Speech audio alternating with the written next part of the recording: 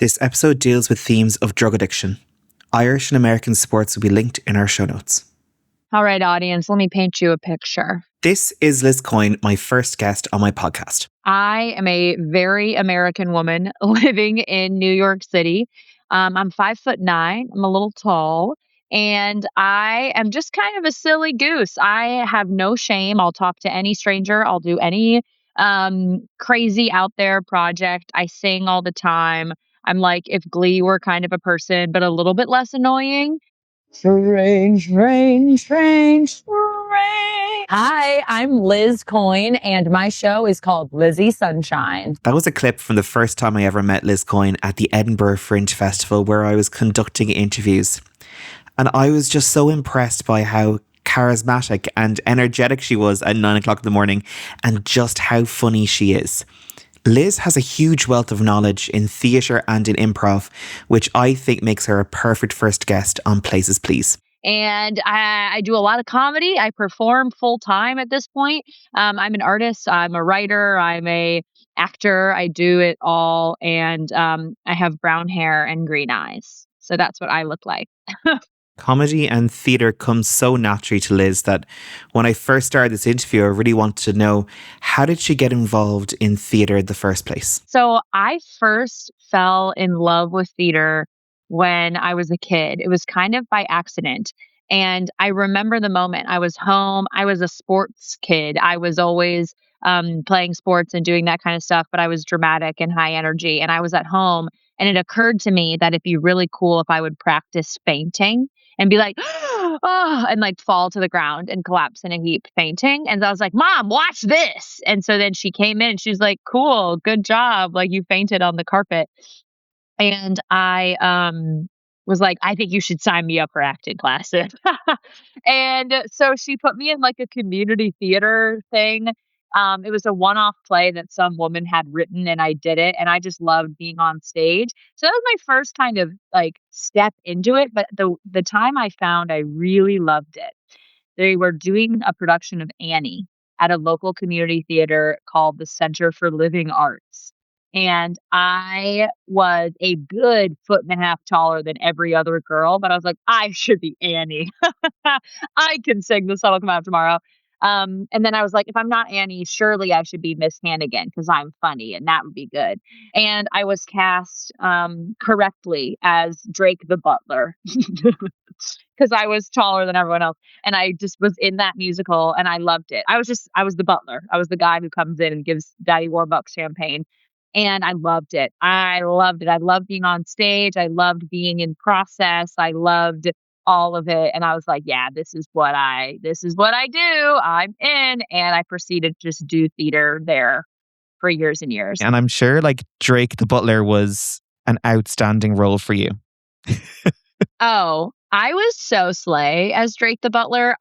No one told me to, but I slicked my hair back into like a low bun and I wore my brother's choir uniform, slicked my hair back and really loved being Drake the Butler. The very first time I ever did improv was being Drake the Butler in Annie because this kid who was playing Daddy Warbucks kept messing up his lines. And so I came on stage because he said, Drake, bring the champagne. I came out with the champagne, but then he messed up and then he kept like saying, he's like, Drake, champagne, because he kept looping his lines badly. You know what I mean? So then I came out and in my very first moment of improv that I will never forget, I come out with the champagne for like the third time and I just go, more champagne, and walked out. And the whole audience laughed because it was like, clearly these kids are screwing up. And I improvised my more champagne moment. So my mom always says that now my first moment of doing improv was the more champagne moment. I love that so much. That's a great story. And actually it leads perfectly onto my next question, which was, okay, so you describe yourself as an actor and a comedian. And I know your background is in improv. Could you maybe explain what improv means? Well, my favorite definition of improv is creating together in the unknown. And I think, acting and art and all the stuff is creating together. But the coolest thing to me about improv is that it is fully in the unknown. And we're all accepting of that. Like improv is this very mindful, mutual agreement that no one knows what is going to happen. There is no right answer. We're going to make what we do the right answer, and everyone's agreed upon it.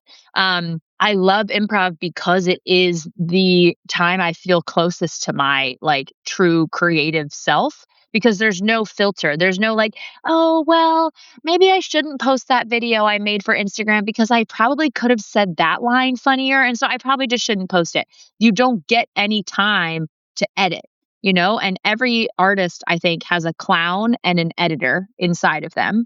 And you're in bad shape if you can only clown and you can't edit yourself. And you're in bad shape if all you could do is edit, but you could never clown and create. And I think improv is the coolest because you're essentially harnessing both of those parts of you at once on your feet. When you're doing kind of an improv show, is there a certain prompt that you like to kind of go towards? Do you like someone giving you the prompt or like a prop?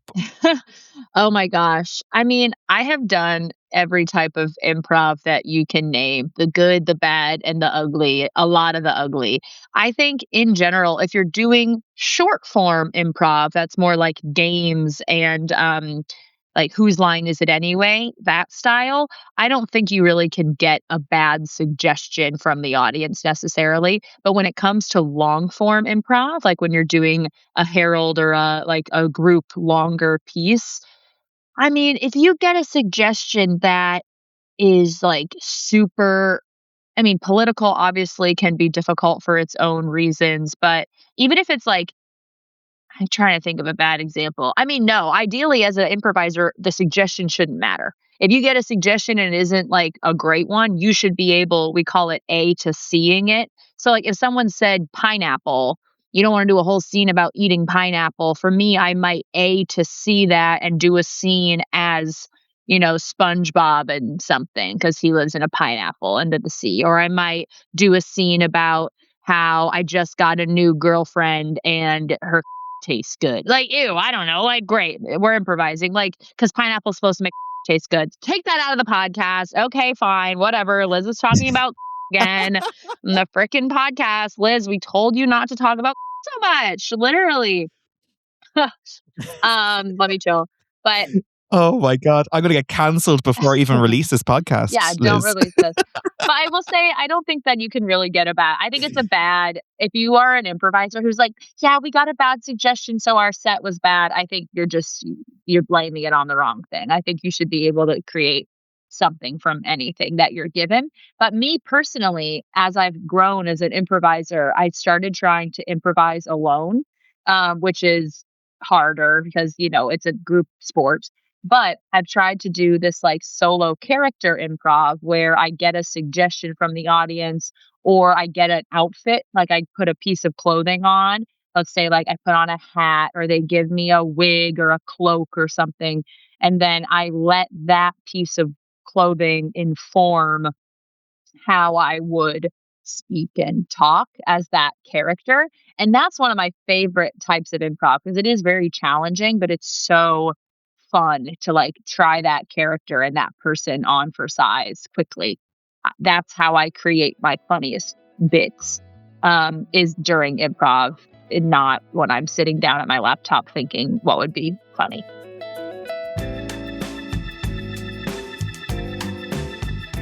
We do a quick fire.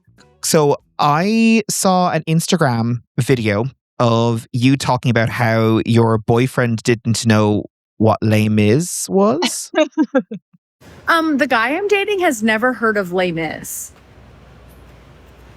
Never heard of it? Okay, like never seen it, sure. Never heard of it. I said one day more. I said, I dreamed a dream. He's never dreamed a dream. Wait till this man finds out about empty chairs and empty tables. Yeah. Yep. Is that true? Yes, it was true. I was dating a man and he did not know what Les Mis was at all. Somebody very important messaged you or put a comment, right? Yes. Christian Chenoweth commented on my video about how my boyfriend hadn't heard of Les Mis, and she commented, "Dump him, LOL." And I was like, And did you do that? girl, yeah, I dumped him. I did. When mother tells you what to do, you say yes. You say, absolutely, Kristen, I will dump him right now. Given that kind of story, I thought we'd do a game called Tony or Baloney.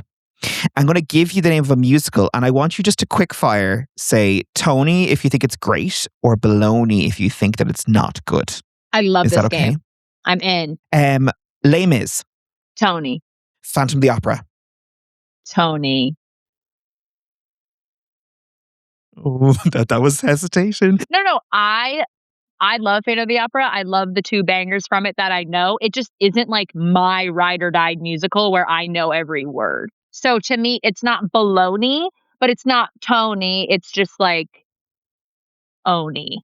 Like, it's just medium. 6, the musical. Tony. Hell's Kitchen. Baloney. Act 2 was good. Have you seen it? Yes, I have seen it. Act 1 dragged. Act 2 was good and had a lot of heart, which usually everyone likes Act 1. So I was like, okay, Act 2, I cried, bringing it home. Overall, though, I'm not sure that is my favorite musical. I am the world's worst critic because I'm like, woohoo, to the worst improv show you've ever seen in your life. Like, I am not the person to come to for critical opinions. But if you're asking me, of the ones you've listed so far, I would put Hell's Kitchen firmly at the bottom. Okay, I got 2 more.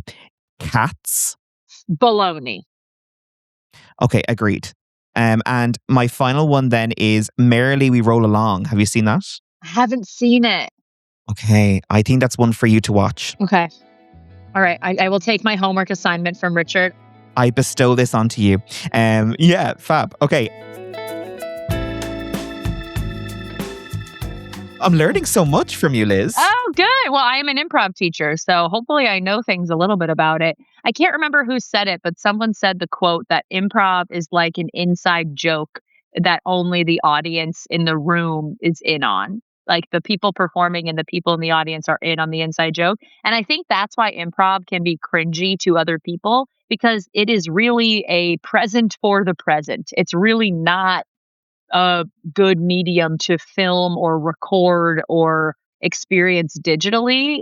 Though you can, I think improv it's a live beast. And that's why I know a lot of people don't like improv, but I do. What I do have to ask though is I want to take you back to August 2025. A woman in a yellow dress and jumpsuit came and joined me in a park bench and had a conversation about her show Lizzie Sunshine. How was the Edinburgh Fringe for you? Man, the Edinburgh Fringe was the best thing I've ever participated in. It was like the most fulfilling artistic explosion. I felt like I had a year's worth of artistic growth and discovery shoved into a few short weeks. It gave me confidence that I didn't know that I lacked, because being at the Fringe, doing my show every day and being out and meeting people on a park bench and just kind of doing it, it made me more confident, and it made me less like, I don't know, like, no one can hurt me now. I've done the Fringe. I have kind of a like, yeah, throw it at me, like a little bit more caution to the wind, because once you do a full hour-long tragicomedy play you wrote for 5 Scottish people in a classroom, you can do anything, right? You can, no one can hurt me now, right? I've done stand up to people in a rooms that you could never believe in the middle of Scotland. Like, rooms in New York City don't freak me out as much as they used to. I feel like I grew up a little bit as an artist. And like, I don't think that there is anything more difficult for an artist than the Edinburgh Fringe. And there's just so many shows going on, and there's like a certain amount of audience that can go see the shows. And there's, after you do your show, you have to go out, and you were dressed up in like a balloon outfit, trying to like gather people to come see your play. Why did you decide to put yourself in that situation? Such a valid question, one that I think most mental health professionals would ask. I'm joking. Well, here's the thing. You said it yourself. There are so many shows happening at the Fringe, and everyone's show has its own creative merit and worth. But you're trying to get eyeballs to see yours. So if you're the weird girl in the balloon costume, you're gonna stand out more. So I did it because, first of all, I love wearing crazy outfits. I really like kind of avant-garde fashion. And as I continue in my career and doing more creative expression, like doing more modeling and photo shoots with that kind of bizarre clothing is something I really enjoy. So to do that at the Fringe was kind of a double whammy. I was, feeling cool and expanding my creative avant-garde fashion, but it also is representative of what the show is like. So I am, like I said, I'm pretty fearless. I am not afraid of strangers. Put me up in the Royal Mile wearing a balloon dress, and I kind of become that persona. And I want to get butts in seats. I want to do my show to a full audience. So I'm going to wear a crazy outfit and draw people in that way. And like, I think I met that eccentric, slightly jet lagged Liz Coyne in that park when we did that interview. And I kind of knew what I was getting myself into with Lizzie Sunshine. But actually what really struck me was the heartfelt moments in your piece. Do you maybe want to describe that play for our audience? I think it's a fantastic piece of theatre. Oh, thank you. Yes, I have two thoughts of I will describe the play, and then I want to talk about what it's like to do this particular play wearing that costume to market it. Because so I'll give you the high level. So I have actually worked on and updated the show a bit since Fringe, and I'm taking a slightly different direction with when I come back and moving in the future. So Lizzie Sunshine is marketed as a double act. The poster says Lizzie Sunshine, but there's a new graphic and it works as a double act. It's a sibling sensation. And you're seeing this it's marketed as a kind of clowny vaudeville double act with her and her brother. But the show begins with Liz, me, coming out as the actor in a candid announcement to the audience. Hi, everyone. I'm so sorry. There has been a bit of an accident this morning. Everyone is okay. But my show partner who does the double act is running late. He's running behind. And because of the Fringe having such a strict time frame, we have to get started without him. And he's going to have to join us in progress. So sorry. Bear with us. And we're going to get the show started in a second. And then the show begins.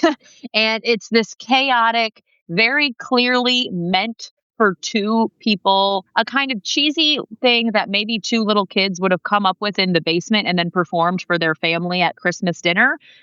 It's not supposed to be brilliant, incredible, like the most. It's what an 11-year-old thinks her version of Broadway could be.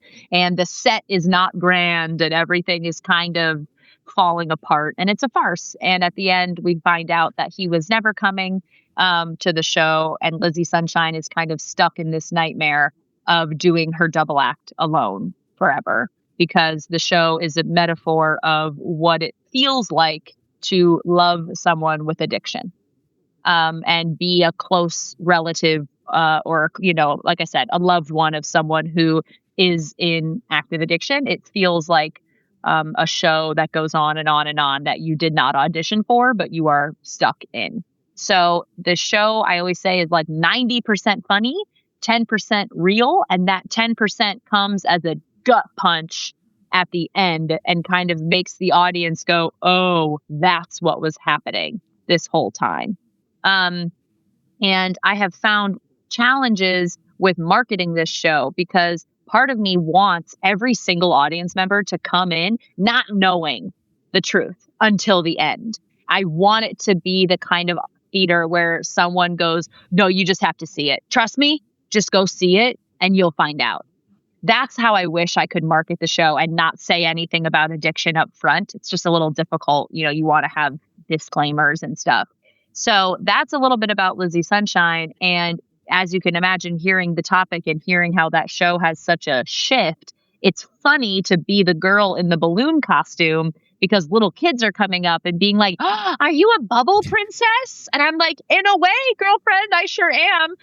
But my show is, it's family friendly, but it's not really a kid's show. I don't curse in it. It is colorful and over the top, but I have found challenges being the kind of character and caricature I am, and then having the show take the turn that it does. But I also think that's what's special about the show, because Lizzie Sunshine is this over the top, bright yellow, crazy high energy character. So when it turns gray and when the mask comes down, it's all the more affecting, I hope.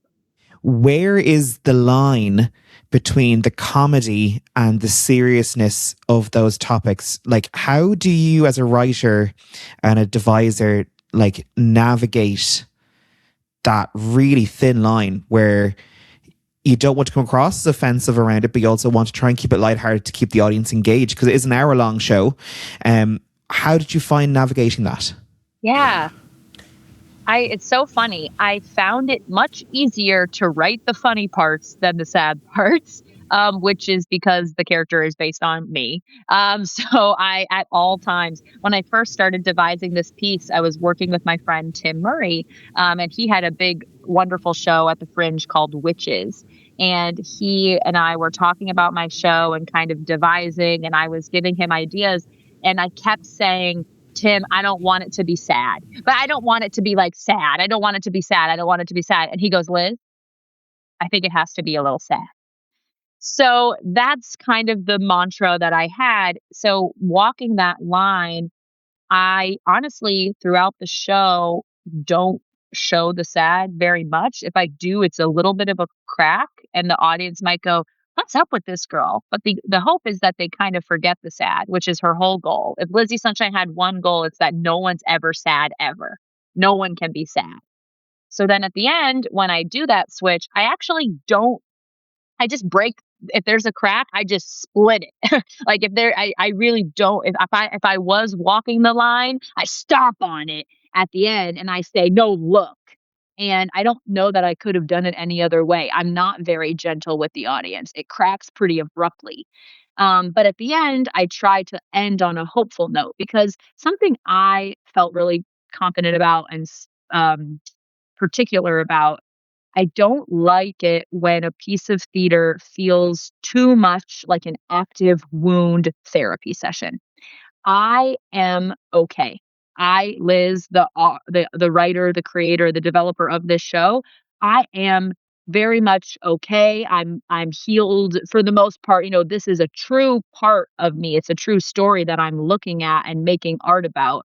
And it did help me, heal and get through it. But I am not expecting the audience in any way to, like, go, oh, wow, I'm so sorry. Or like, oh, are you okay? Like, I want it to be clear that this is coming from a true place. But I think the thing that helps me walk that line is this is not an active wound. This is like a very childlike part of me that I have had in me since I was younger. And it was a creative exploration of that. But actively, I'm not like, I don't know how to describe this. It's not a bleeding wound. It has scar tissue over it, which makes it easier to create this show about it. And I have one really important question about the show is, when's it coming back? And how do we get tickets to it? Hey, I love that. I know, now that we've talked about it like it's a crazy piece. I promise it's funny, everyone listening. I promise it's a fun time. It is going to be coming back to Chicago at the Den Theater on February 28th and March 1st. And then I am going to be at the Soho Playhouse in New York City for 2 weeks. From May 6th to the 16th. Wow. And then I'm going to London. I'll be at the Drayton Arms Theatre from May 19th to 23rd. And then I will be back at the Edinburgh Fringe for a full month run of a new and improved Lizzie Sunshine, new bits, new format, and more set, hopefully.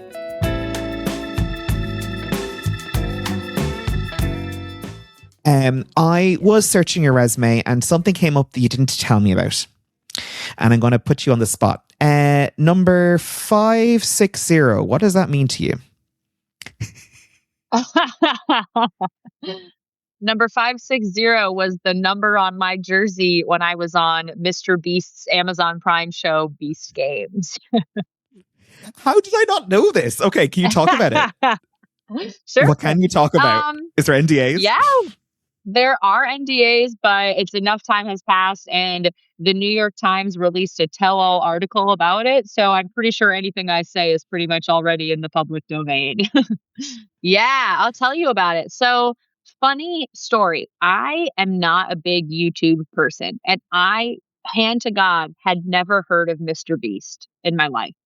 And I got a text from a producer who said, "Hi, Liz. My name is whatever, Shane with Mr. Beast's team. We came across your casting network's profile, and we'd love if you would submit for this project." And I get a lot of spammy casting things. So I was like, okay, whatever. But I read it out loud to my friend who was over. I was like, Mr. Beast? She goes, what? And I was like, what? She's like, you don't know Mr. Beast? So then we watched Mr. Beast videos. And because I didn't know about Mr. Beast, I wasn't like, I need to be on this. So I will say I made that video so half-assed. I was just like, hey guys, I'm Liz and I should be on this because I'm a girl and girls are beasts too. Like I really, I can't stress enough how low stakes it felt. So then when I found out that I got it, I was like, oh, oh man, okay. Because the reason I got it and why they reached out to me was because they wanted women. They had so many boys and men who had submitted for Beast Games, but way fewer women. And they needed women who could swim and who had a valid US passport. And that was on my casting profile. So I fit the bill. And that's how I got reached out to be on Beast Games. And it all happened really quickly. Funny story, I found out that I got Beast Games, like confirmed I'm in, on July 4th, on the 4th of July. And the next day, I had my first full Lizzie Sunshine show at the Pit in New York City on July 5th. So I was like, okay, I guess I'm going on Beast Games. And mind you, I had no idea what to expect. So I was like, should I start doing burpees and push-ups? Like, what am I? Do I need to be fit for this? Because I'm like average, you know what I mean? So I started like training, which I did not need to do. And I went to Beast Games.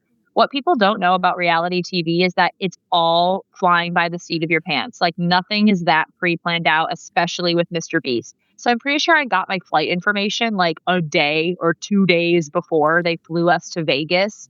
Everything was last minute. And we went to Vegas and we filmed what I thought was going to be the TV show. Turns out Mr. Beast did this whole YouTube video to break a world record. He had 2,000 people compete first. And that is what qualified you to then go on the Amazon show that filmed in Toronto. So anyway, high level. Yeah, I did the show. I made it through the entire Vegas YouTube video. That's when I got number 560. And I am not a fast runner, so it is shocking that I made it and got that flag. But I was so determined. I'm extremely competitive. And being in that environment, like with no cell phones, and you're just in it, and it's so fierce and competitive, dude, something came out of me. My Aries came out, and I was going to win. And I did. I made it to the next round. We went to Canada and we were filming for, I think I was there, for about a week. And then devastatingly, there was a lot of things that went wrong behind the scenes. You don't see a lot of mishaps and stuff on the actual show. But I got eliminated because a kid in my row took a bribe. And because he took the bribe, he got our whole row eliminated. So I was dropped through the trapdoor and eliminated out of these games. But it wasn't my fault. I couldn't help it. It's just, chalk it up to the game. That is so interesting to hear the kind of the background behind that show, because there was a lot of stuff that went on in terms of in the news about Beast Games, and it's interesting to hear it from like hearing. Did you feel like that there was, because you're an improver, so I presume that the kind of unorganized feeling probably felt normal to you compared to everyone else, possibly. I mean, I think I'm probably more comfortable in the unknown than other people, but I will say, I've been on TV shows and a lot of film sets in my career, and being on that film set, that was the worst organized production I have ever seen in my life. Like that, it was in the big football stadium where they do the Super Bowl. That stadium is used to accommodating thousands and thousands of people. 2,000 people in t-shirts should not be that hard to feed, but they didn't feed us. We didn't have a place to sleep. We didn't have changes of clothes and underwear or shower, so we were disgusting. We were starved, dirty, sleep deprived, and fighting for $5 million. It was, I will never experience that. I don't think ever in my life, to be sleeping on the turf of a, US football stadium, um, in the same clothes I'd had on for days, fighting in physical competitions.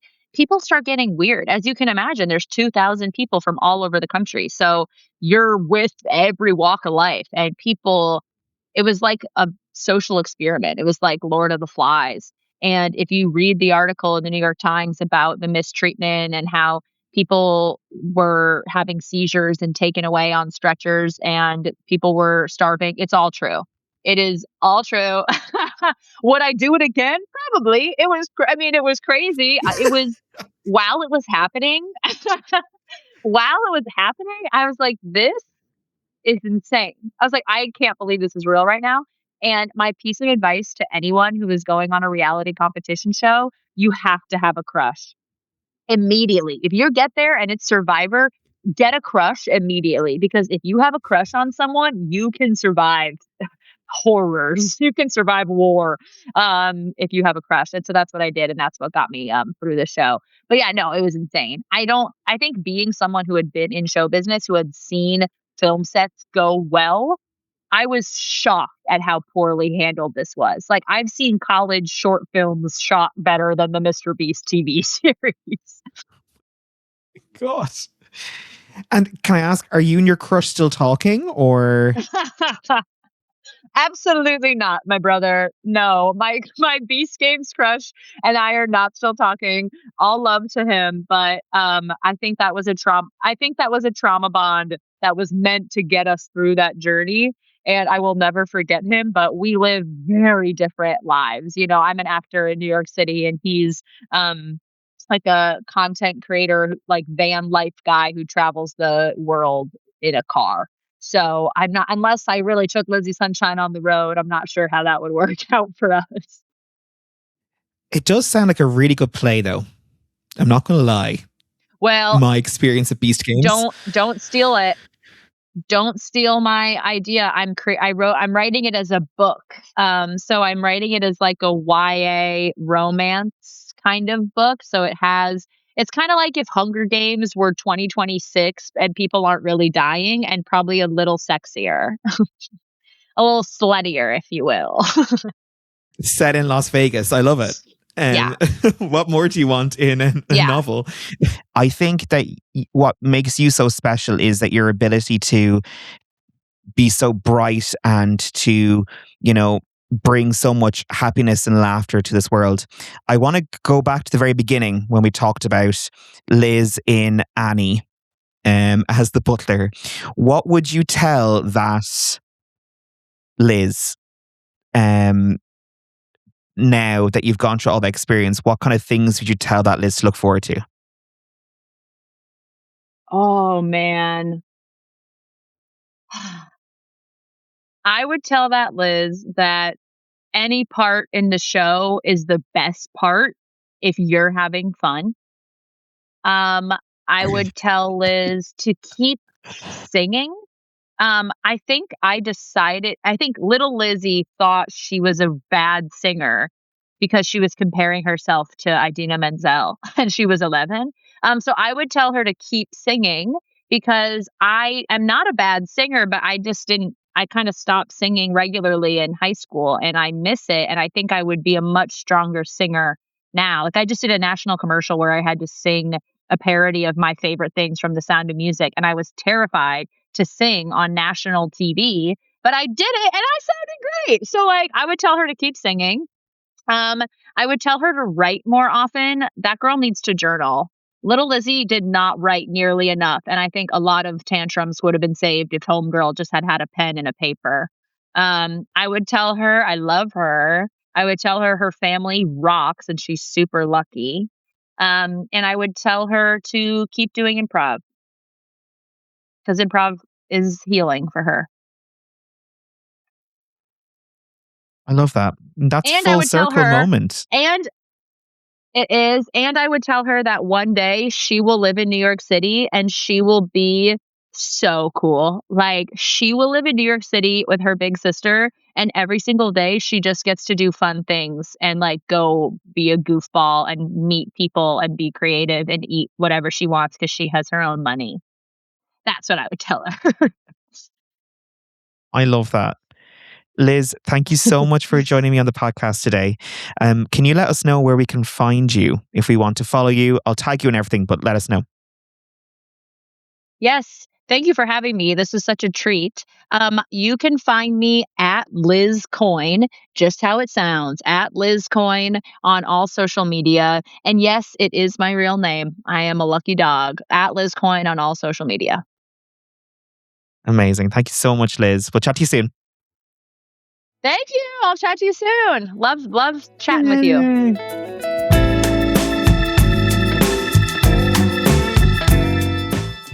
You've been listening to Places Please, Richard's Theatre podcast, hosted by me, Richard Brown.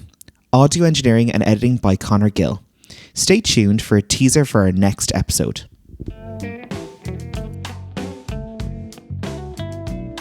I would say I'm a performer who maybe likes to keep it real on social media. So if you're wanting an example of someone who nothing's came quickly or easily, it has been a slog is probably the best way I can put it. And that's kind of the feedback I tend to get most of the time. People often tell me that like, oh, I love you on social media because you're so real or you're so honest. And that was never the intention. That was never like a set goal where I was like, I'm going to give everyone these hot takes and I'm going to keep it real. But that's just what people seem to take from it. So yeah, I would say if you are feeling low and you're feeling like, oh, no one is going through this as much as I am, go find me on TikTok and you'll probably see a video where I'm screaming about the same thing, you know.